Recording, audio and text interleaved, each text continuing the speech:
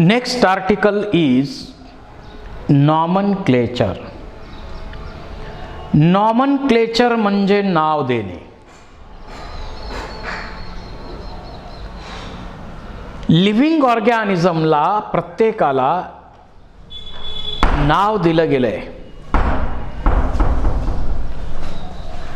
आणि ही नाव द्यायची पद्धत जी आहे तिलाच आपण काय म्हणतो, नॉमनक्लेचर. जे व्हर्नॅक्युलर किंवा लोकल नेम्स आहेत प्रत्येकाला नाव दिलंय.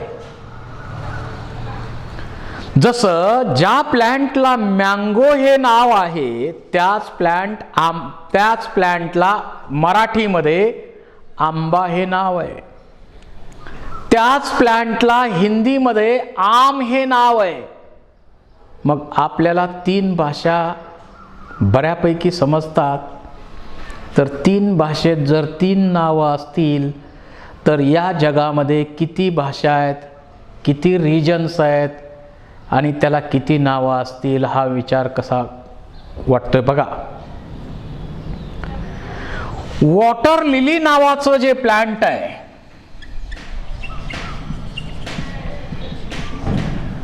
248 नेम्स आहेत त्याला. 248 नावं वेगवेगळ्या रिजन मध्ये त्याला दिलेली आहेत. आपण ज्याला रताळ म्हणतो त्यालाच मिठा आलो असंही नाव आहे. त्यालाच शकराकंद असं नाव आहे. म्हणजे एका प्लॅन्टला अनेक भाषेत अनेक रिजन मध्ये अनेक नावं असू शकतात. That leads to confusion. आणि एकच नाव अनेक प्लॅन्टला सुद्धा दिलं जाऊ शकतं. यामुळं होतात कन्फ्युजन्स.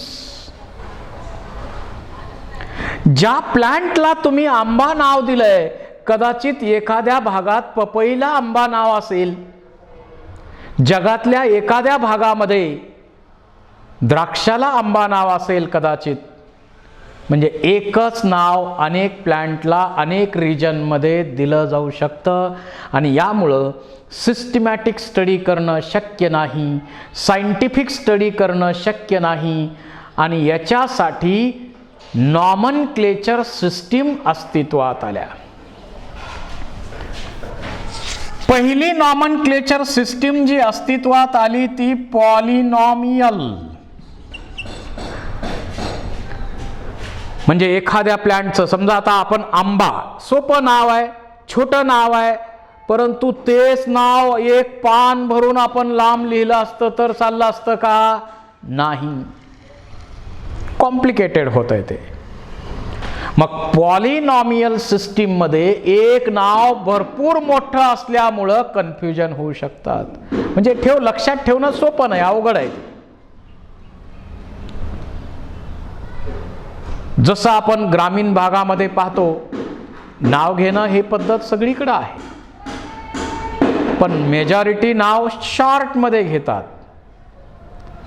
परंतु ग्रामीण भागातल्या काही महिला आपण पाहतो की त्या नाव घेताना एखादं नाव अर्धा तास घेणार. एवढं नाव घेतलेलं कुणाच्या लक्षात काही राहतंय का? नाही. शॉर्ट मध्ये नाव असलं पाहिजे या मताला आपण आलेलो आहोत. त्यानंतर अस्तित्वात आली trinomial nomenclature system. Trinomial nomenclature system अस्तित्वात आली. म्हणजे प्रत्येक नाव 3 शब्दात असलं पाहिजे. जसं आपलं पूर्ण नाव म्हटलं तर आपण काय सांगतो? आपलं नाव, वडिलांचं नाव आणि फॅमिलीचं नाव. त्याच्यात 3 शब्द आहेत की नाही? नरेंद्र दामोदर मोदी 3 शब्द आहेत. 3 शब्द आहेत. ही ट्रायनॉमियल सिस्टीम अस्तित्वात आली, पण ती पण तेवढी कन्व्हिनियंट नसल्यामुळं नंतर अस्तित्वात आली बायनॉमियल नॉमनक्लेचर सिस्टीम. यामध्ये प्रत्येक नाव 2 शब्दात असलं पाहिजे, म्हणून त्याला म्हणतो आपण बायनॉमियल नॉमनक्लेचर सिस्टीम. बोहेम वगैरे त्याच्याशी सुरुवातीचे लोक संबंधित आहेत, परंतु नंतरच्या काळामध्ये ही नॉमनक्लेचर सिस्टीम जी आहे ती डिटेल स्टडी केली.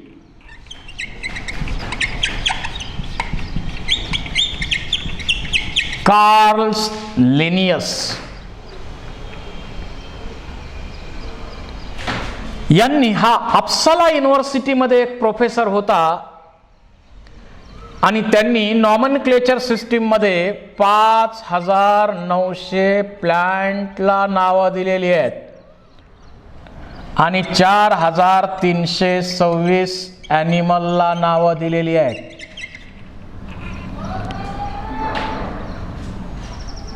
आणि 1 ऑगस्ट 1758 पासून ही नॉमनक्लेचर सिस्टीम अस्तित्वात आलेली आहे. तर या नॉमनक्लेचर सिस्टीमचे रूल्स काय? प्रत्येक नाव 2 शब्दात असलं पाहिजे. Each name consists of 2 words. The first word indicates the genus of organism, while second word indicates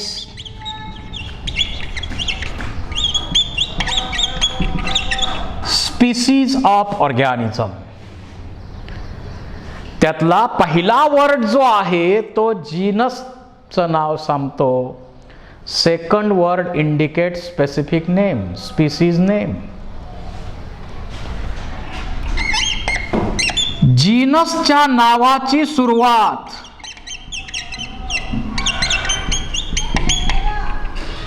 capital letter न झाली पाहिजे आणि स्पीसीजच्या नावाची सुरुवात स्मॉल लेटर न झाली पाहिजे. ही जी नावं द्यायची आहेत त्यामध्ये मिनिमम 3 लेटर्स पाहिजेत आणि मॅक्झिमम 13 लेटर्स पाहिजेत. 3-13. 3 लेटर पेक्षा कमी नको, 13 पेक्षा जास्त नको. ही नावं लॅटिन भाषेत दिली पाहिजेत, लॅटिन किंवा ग्रीक भाषेत दिली पाहिजेत. कारण काय? कारण ही लॅटिन ही डेड लँग्वेज आहे. एका शब्दाचे अनेक अर्थ लॅटिन भाषेमध्ये निघत नाही. One word has only one meaning because it is a dead language.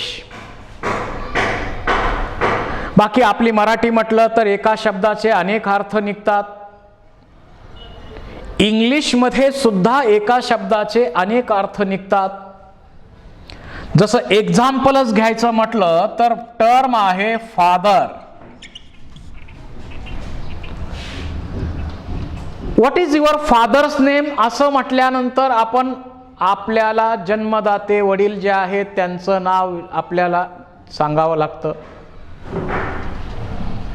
म्हणजे इथं फादर हा शब्द आपल्या वडिलांसाठी लागू झालाय. परंतु आपण चर्चमध्ये गेलो तर तिथं फादर या नावाला वेगळीच व्यक्ती आहे. तिथं फादर वेगळ्याच पर्सनला नाव दिलेलं आहे. आणि इथं आपण कार्ल लिनियसला फादर ऑफ टॅक्सॉनॉमी म्हणतोय. इथं फादर या शब्दाचा अर्थ बायोलॉजीमध्ये वेगळाच आहे. शब्द तोच आहे पण परिस्थितीप्रमाणे अर्थ अनेक निघालेले आहेत. असं इंग्लिशचं पण आहे आपल्या मराठीचं तर विशेष आहेच आहे. आणि त्यामुळं या भाषांमध्ये ही नावं दिली जात नाहीत. लॅटिनमध्ये ही नावं द्यायची, लॅटिनमध्ये ही नावं दिली पाहिजे. त्यानंतर हे नाव जर हातानं लिहिलं असेल, जसं आंब्याचं नाव mangifera indica. Mangifera indica is a scientific name of mango. जर हातानं लिहिलं असेल तर त्याला अंडरलाईन केली पाहिजे. टाईप केलं असेल तर अंडरलाईन केली पाहिजे. आणि प्रिंट केलं असेल तर ते इटालिक्स मध्ये असलं पाहिजे. हा नियम आहे. हा बायनॉमियल नॉमनक्लेचर सिस्टीमचा रूल आहे. ज्या ऑथरने ते डिस्कवर केलंय, ते नाव दिलंय, त्या ऑथरचं नाव शॉर्ट मध्ये या बायनॉमियल नंतर लिहिलं पाहिजे. जर नंतरच्या काळामध्ये यात काही बदल झाला तर या ऑथरला निदान ब्रॅकेटमध्ये तरी ठेवलं पाहिजे. याला ब्रॅकेटमध्ये ठेवलं पाहिजे.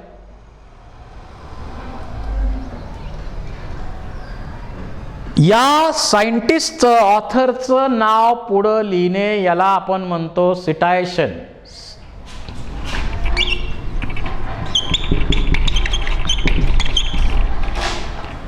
त्यानंतर समजा एखाद्या प्लॅंटला अनेक नावं दिली गेली, सायंटिफिक नावं, तर कोणतं नाव गृहीत धरायचं? Principles of priority. Principles of priority प्रमाणे जे फर्स्ट नेम दिलेलं आहे तेच प्रेफर करायचं. एखादं नाव यांनी पण दिलंय, त्यांनी पण दिलंय, त्यांनी पण दिलंय, मग कुठलं गृहीत धरायचं? तर पहिलं दिलेलं नाव गृहीत धरायचंय. त्यानंतर जर त्या नावामध्ये तुम्हाला आणखी बदल करायचा असेल तर तुम्ही बायनॉमियलचं ट्रायनॉमियल करू शकता. जसं हिबिस्कस रोजा सायनेन्सिस. रोजा आणि सायनेन्सिसच्या मध्ये डॉट डॅश दिला पाहिजे, डॅश असला पाहिजे दोघांच्या मध्ये. Homo sapien sapien. तुम्ही बायनॉमियलचं गरज पडली तर ट्रायनॉमियल सुद्धा करू शकता. ट्रायनॉमियल सुद्धा आपण ही नावं करू शकतो. आता प्लॅंटचं क्लासिफिकेशन करताना स्पीसीजचं नाव अनेक वेळा रिपीट होणार आहे, जीनसचं रिपीट होत नाही. Mangifera indica, quisqualis indica, tamarindus indica. Indica indica indica बऱ्याच ठिकाणी नाव आलं. इंडिका म्हणजे टाटाची इंडिका नव्हे, इंडियन ओरिजिन असा त्याचा अर्थ आहे. ज्या ज्या प्लॅंटला इंडिका हे नाव दिलेलं आहे त्याचा अर्थ इंडियन ओरिजिन आहे. कॅनाबिनस इंडिका. कितीतरी असे इंडिका इंडिका नावानं प्लॅंट रिपीट होतात. स्पीसीजचं नाव रिपीट झालंय पण जीनसचं नाही आहे. परंतु ॲनिमल क्लासिफिकेशन करताना मात्र जीनसचं नाव सुद्धा रिपीट होऊ शकतं. नाजा नाजा कोब्राचं नाव, कटला कटला फिशचं नाव, असं रिपिटेशन होऊ शकतं. आणि ही जी नावं द्यायची सिस्टीम आहे ही international code of botanical nomenclature, international code of zoological nomenclature यांच्या मार्फत ती नावं दिली जातात. आणि बायनॉमियल नॉमनक्लेचर सिस्टीमचा उपयोग काय झाला? एका प्लॅंटला जगामध्ये एकच सायंटिफिक नाव असणार. त्यामुळं कुठल्याही ठिकाणी तुम्ही जावा I want to study mangifera indica हे नाव उच्चारल्याबरोबर जगात तुम्ही कुठेही गेलात तरी मँगोचंच प्लांट दाखवलं जाईल. So this helps to avoid the confusions which is made by common names. कारण कॉमन नेममुळं मँगो म्हटल्यावर कोणतं प्लांट दाखवलं जाईल, आंबा म्हटल्यावर कुठलं दाखवलं जाईल, ज्या त्या भागामध्ये कोणतं दाखवलं जाईल आणि कोणत्या प्लांटला काय म्हणतात हे आपल्याला सांगता येणार नाही आहे. कॉमन नावामुळं कन्फ्युजन होतात. पण असे कन्फ्युजन इथं अवॉइड केले. ही जी नावं दिलेली आहेत ती मिनिंगफुल आहेत. आपलं सुद्धा नाव दिलेलं असतं मिनिंगफुल आहे. एखाद्याचं नाव राम आहे म्हणजे मिनिंगफुल आहे की नाही ते. कृष्ण आहे मिनिंगफुल आहे की नाही ते. म्हणजे नावं आपली सुद्धा मिनिंगफुल असतात. पांडुरंग नाव दिलंय मिनिंगफुल आहेच ना. तर ही नावं मिनिंगफुल असली पाहिजेत आणि ही नावं जगामध्ये सर्व ठिकाणी युनिव्हर्सली ॲक्सेप्टेड आहेत. So binomials are universally accepted all over the world. So this helps to avoid the confusions made by common names. Meaningful आहेत आणि त्यामुळं कुठलंही कन्फ्युजन व्हायचं काही कारण नाही. अशा प्रकारे बायनॉमियल नॉमनक्लेचरची सिस्टीम आपण स्टडी केली. Thank you very much.